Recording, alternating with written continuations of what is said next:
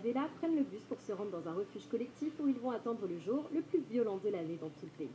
Pendant 12 heures, tous les crimes sont légalisés et si quelqu'un est surpris dehors pendant ce temps, il est assuré d'être assassiné. Le couple et son ami sont arrivés au refuge et ont trouvé un bunker rempli des personnes les plus pauvres de la région. En marchant à l'intérieur, le couple remarque qu'une émission d'urgence a commencé à être diffusée à la télévision. Et les autres se rassemblent pour écouter, alors qu'on leur dit que la purge est sur le point de commencer. Pendant ce temps, tous les services d'urgence seront indisponibles. Et sur ce, une alarme retentit, signalant que la purge a officiellement commencé. Dans toute la ville, les gens commencent à faire la fête en se massacrant brutalement les uns les autres, laissant des corps partout dans la ville. C'est le carnage absolu et le couple attend nerveusement dans la bruit. Mais après 12 longues heures, une alarme se met à hurler pour signaler la fin de la purge. Les volets s'ouvrent et tout le monde à l'intérieur se met à applaudir. Ils pensent qu'ils sont tous sains et saufs, mais ils ne se doutent pas que cette purge ne ressemblera à aucune autre. Plus tard dans la journée, Adela arrive sur son lieu de travail et remarque que plusieurs de ses collègues ont disparu. Curieuse, elle sort dans l'espoir de les retrouver, mais découvre une cage au milieu de l'allée avec une chèvre à l'intérieur. Essayant de libérer l'animal, elle se penche à l'intérieur et parvient à tirer le levier de libération, mais c'est un piège. Soudain, des barres se lèvent et la bloquent, et elle est renversée sur le dessus de la cage. Deux purgeurs portant des costumes de lapin sortent d'une benne à ordures. Elle les supplie de l'aider, mais l'un des hommes lui dit qu'il s'agit d'une purge éternelle. Personne ne peut l'arrêter, et ça ne fait que commencer. Ok. Bien sûr que c'était un piège. C'est un environnement urbain, et les gens ne laissent pas leur chef dans des cages de 150 kilos en plein milieu de la ville. C'est complètement en dehors de son environnement naturel, et c'est pourquoi libérer cette chèvre, c'est la chose la plus stupide qu'elle puisse faire. Dès qu'elle est libérée, elle va errer et finit par traverser une route très fréquentée où elle sera écrasée par une voiture. Cette femme est également en plein milieu de son travail. 2 heures seulement après la fin de la purge, cela signifie que même si elle a réussi à sauver cette chèvre, elle n'avait aucun plan pour la suite. Cette femme a passé beaucoup trop de temps à inspecter la cage, mais en regardant cette chaîne sur le côté, il n'est pas difficile de comprendre comment cette chose est conçue. Le levier tire sur la chaîne, qui fait tomber l'engrenage et fait pivoter la porte vers l'avant. Elle aurait dû comprendre que se tenir juste devant la porte pendant qu'on essaye de l'ouvrir, c'est une très mauvaise idée. Et avec une telle activité cérébrale, il n'est pas étonnant qu'elle soit tombée dans ce piège. Vous pensez peut-être qu'Adela n'avait aucune raison de se douter que cela allait arriver. La purge est terminée et personne n'a le droit de tuer qui que ce soit après 7 heures du matin. Mais elle aurait dû s'en douter. Si vous regardez ici sur l'écran de télévision, vous verrez que l'un des gros titres parle d'un homme qui a été arrêté pour avoir célébré la purge trop tôt. Quand on laisse 330 millions de personnes s'entretuer chaque année, il doit y avoir des milliers de cas où les gens ne respectent pas les règles. Et comme vous pouvez le voir en arrière-plan, il n'y a ni policiers ni militaires dans les rues, et tous les services sont concentrés sur le nettoyage des corps pour la ville. Il ne serait donc pas difficile pour une bande de purgeurs ivres de continuer à tuer le lendemain. Maintenant, en ce qui concerne le piège, ce qui est décevant ici, c'est que la femme n'a même pas essayé de s'échapper. Si vous regardez ici le long des poteaux d'acier, il n'y a pas de trou sur les côtés qui nous indiquerait qu'il y a un mécanisme de verrouillage qui la maintient au sol. Si elle avait juste essayé de pousser sur la barre du milieu, elle aurait pu sortir et rouler de l'autre côté de la cage. Et comme elle n'a pas fermé les volets de son lieu de travail, elle pourrait facilement retourner à l'intérieur pour trouver de l'aide. Mais il y avait une autre façon d'utiliser son temps qui aurait été bien plus satisfaisante. Ici, Adela est totalement impuissante, mais c'est alors que quelqu'un s'approche furtivement et attaque les purgeurs par derrière. Il s'agit de son patron, et l'homme combat l'un d'entre eux avec un tuyau métallique avant de lui casser brutalement la tête. Courant pour la sauver, il soulève les barreaux de son cou et la libère de la cage. Mais il est soudain attaqué par le deuxième purgeur qui le projette contre le mur. Adela attrape alors l'homme par derrière, traînant sa tête directement sous la grille, et son chef l'active, tuant le purgeur sur le coup. Ils ont réussi à survivre, mais leur journée est sur le point d'empirer. La police arrive sur les lieux, arme au poing, pensant qu'ils viennent de tuer 2 innocents. Ils les arrêtent et les placent en garde à vue pendant que leurs collègues les observent nerveusement en arrière-plan. Pendant ce temps, son mari Juan et son ami Titi arrivent à l'agence où ils travaillent. Mais lorsqu'ils voient les chevaux en liberté, ils réalisent que quelque chose ne va pas. Descendant de la voiture, les hommes se dirigent vers la maison où ils entendent quelqu'un parler. En regardant au coin de la rue, Juan aperçoit un groupe de purgeurs et comprend qu'ils sont sur le point d'exécuter son employeur ainsi que toute sa famille. Le leader enlève son masque et leur dit qu'il va y avoir une révolution, que la purge ne s'arrêtera jamais et que les riches doivent maintenant payer pour leurs crimes.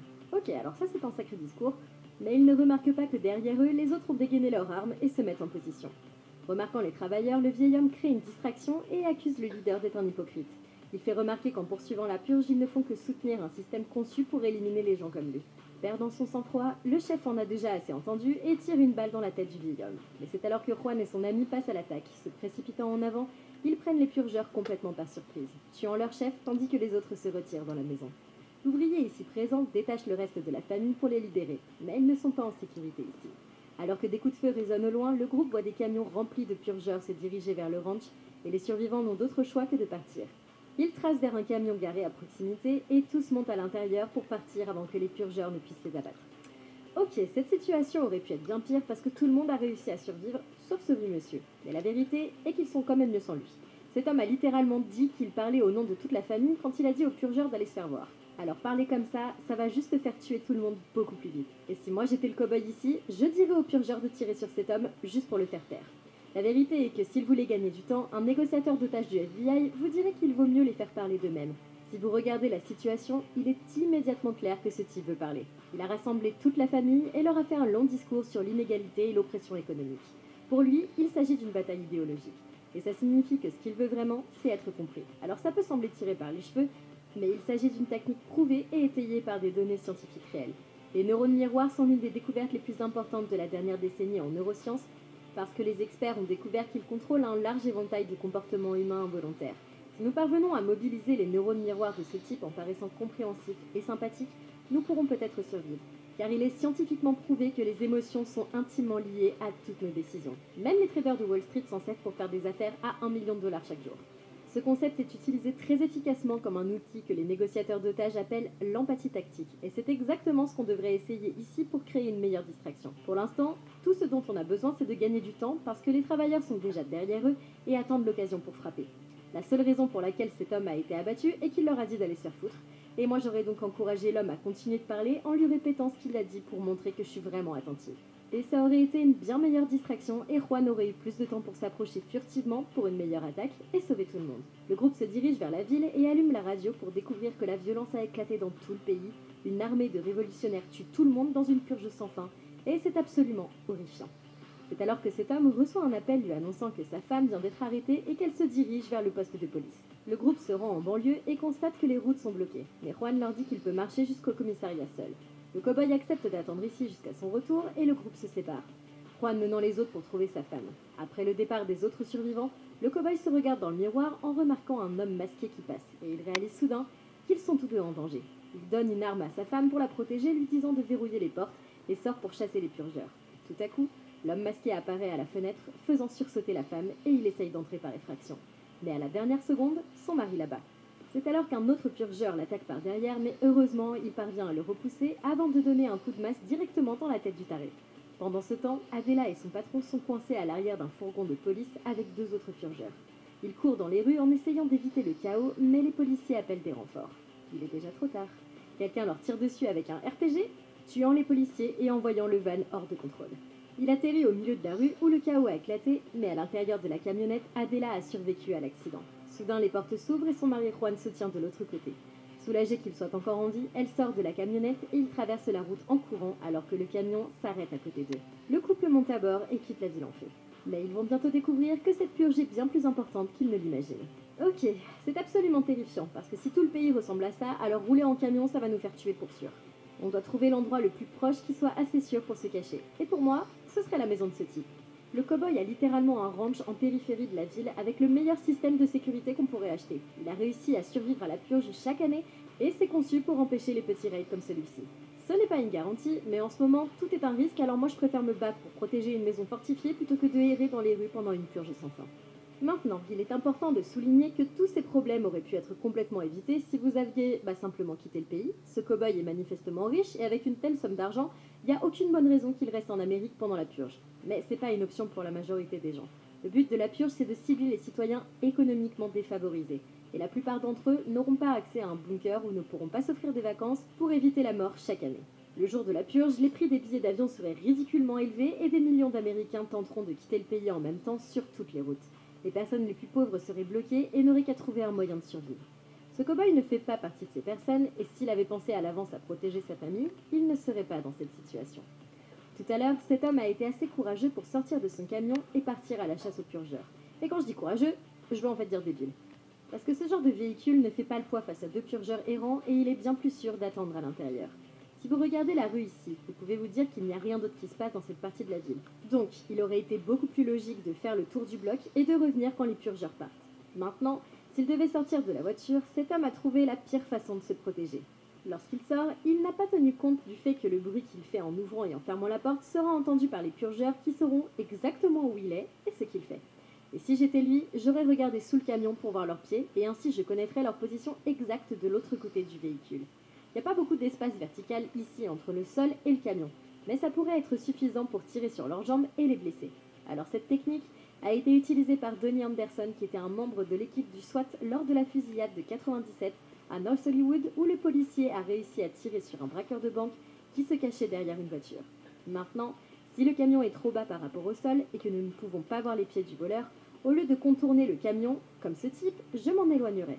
Comme les menaces ne peuvent venir que de deux côtés, mettre de la distance entre vous et le véhicule rendra le champ de vision beaucoup plus étroit et vous pourrez voir les deux positions en un seul coup d'œil. Lorsqu'ils arriveront au coin de la rue, vous serez en mesure de réagir plus rapidement et c'est bien mieux que ce que fait cet homme. Plus tard dans la journée, le groupe s'arrête dans un motel pour faire le plein de provisions lorsqu'une nouvelle apparaît à la télévision. Les États-Unis sont soumis à une loi martiale et les soldats vont être envoyés dans toutes les villes pour lutter contre les purgeurs. Dehors, l'homme tente de passer un appel, mais il n'obtient aucun signal téléphonique et dit au cow-boy que toutes les tours de téléphonie cellulaire ont été coupées. Sa femme Adela s'approche d'eux et dit à l'homme que toutes les villes sont envahies par les purgeurs. Il n'y a plus aucun endroit en Amérique où ils peuvent aller en toute sécurité et ils n'ont aucun moyen d'obtenir de l'aide. De retour à l'intérieur, la sœur du cow-boy trouve un drapeau de purge et cherche tout ce qui pourrait leur être utile. Quand soudain la radio se met à diffuser une émission mexicaine. L'ami de Juan l'écoute et réalise que cette information pourrait leur sauver la vie. En l'apportant à l'extérieur pour que les autres puissent l'écouter, un bulletin de nouvelles annonce que le Mexique et le Canada ouvrent leurs frontières jusqu'à ce que les purges se calment. Mais il y a un hic. Les frontières seront fermées dans 6 heures. Et sans autre option, ils décident que leur seul choix c'est de se rendre au Mexique. Cette nuit-là, il conduit jusqu'à la frontière alors qu'il ne reste que 3h30 avant sa fermeture. Les seules personnes encore éveillées sont Juan et le cow-boy. Mais le silence est interrompu lorsqu'il voit des problèmes dans le rétroviseur. Un groupe de purgeurs à moto commence à leur tirer dessus et ça réveille les autres en panique. Entourant le véhicule, les purgeurs leur demandent de se ranger, mais c'est alors que la sœur du cow-boy voit le drapeau de purge qu'ils ont pris et a une idée absolument géniale. Elle le place contre la fenêtre pour leur faire croire qu'ils sont du même côté. Et heureusement, les purgeurs mordent à l'hameçon. Le groupe est laissé seul et ils continuent leur chemin vers la frontière. Mais les choses vont devenir beaucoup plus dangereuses à partir de maintenant. Ok, cette femme a été intelligente de brandir le drapeau, mais ils auraient vraiment dû y penser avant de quitter le motel. Aussi ridicule que ça puisse paraître, c'était une tactique très courante pendant la guerre d'indépendance américaine, où des colons prenaient l'uniforme de soldats britanniques et se faisaient passer pour des messagers afin de traverser les territoires ennemis. Et si on veut éviter d'être attaqué pendant tout le voyage, on devrait peut-être utiliser ce concept et le pousser un peu plus loin. J'aurais essayé de peindre le camion avec un symbole de sans limite et de faire flotter le drapeau à l'arrière du véhicule. On attirerait beaucoup moins l'attention sur nous et si on rassemble les ennemis, ça nous aidera à circuler sur les routes sans être dérangés. Je suggérerais même qu'on s'habille pour ressembler aux purgeurs, donc s'il y a une tenue commune qu'ils utilisent comme des masques avec des balles cousues dedans, ça nous aiderait beaucoup à voyager à travers le pays. Maintenant, cela dit, aller à El Paso, c'est toujours une très mauvaise idée. El Paso, c'est déjà la deuxième frontière la plus fréquentée des États-Unis, avec plus de 12 millions de véhicules qui la traversent chaque année. Donc ça va clairement être bondé de citoyens qui cherchent désespérément à s'échapper. Une telle situation ne peut qu'attirer les purgeurs, car ils savent qu'ils y trouveront des gens à tuer, et il ne faudra pas longtemps pour que ça tourne au désastre. Le problème suivant est que même si vous parvenez à traverser la frontière une fois de l'autre côté, vous entrez dans la ville tristement célèbre de Juárez, qui a le deuxième taux de meurtre le plus élevé du monde. Cette ville fait l'objet d'une guerre urbaine constante alimentée par des gangs de trafiquants de drogue rivaux. Et ce n'est pas le genre de refuge que je rechercherais. Puisque aller à la frontière c'est clairement une idée terrible, on devrait chercher des alternatives. Maintenant, quand chaque kilomètre supplémentaire que vous conduisez vous expose à plus de dangers, choisir la bonne destination c'est peut-être une décision de vie ou de mort. Tout d'abord, ce camion, c'est un Western Star 5700 XE qui a un réservoir énorme qui en fait l'un des camions les plus efficaces de sa catégorie. Donc, ils n'auront probablement pas besoin de s'arrêter pour faire le plein.